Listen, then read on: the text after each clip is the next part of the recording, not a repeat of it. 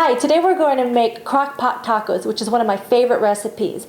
I used to make tacos in the pan, I would just cook up the ground beef, but I found that the taco meat was still kind of grainy and a little bit chewy.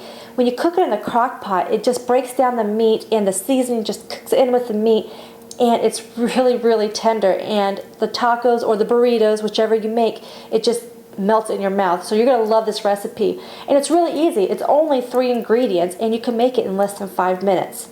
So what you're going to need is you're just going to need about 1.5 pounds to 2 pounds of ground beef, and you can put it in there frozen. If you do put the beef in there frozen, I would recommend adding about an hour if you cook it on high, or about 2 hours if you're cooking it on low.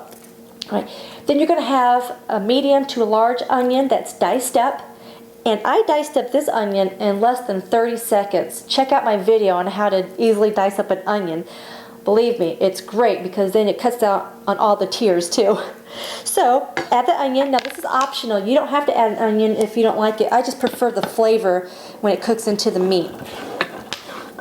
Alright, and then what we're going to do is we're going to take about 1/2 cup of taco seasoning. And of course I get mine in bulk because we have tacos probably about once a week.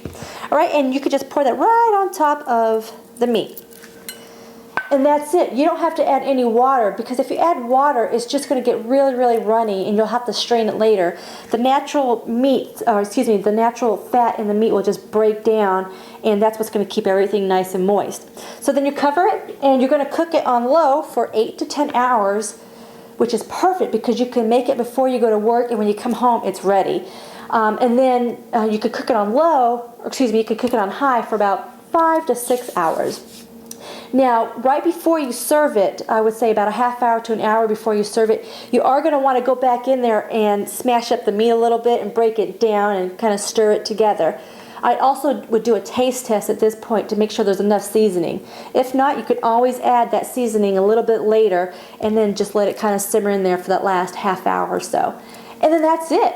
All you got to do now is just break out with your little side toppings like your tomatoes, your lettuce, your cheese, and that could all be prepared in about 5 minutes as well. So talk about an easy recipe. You're going to love it. So let me know what you think. Visit us at getsimplifized.com. Thanks for joining me today.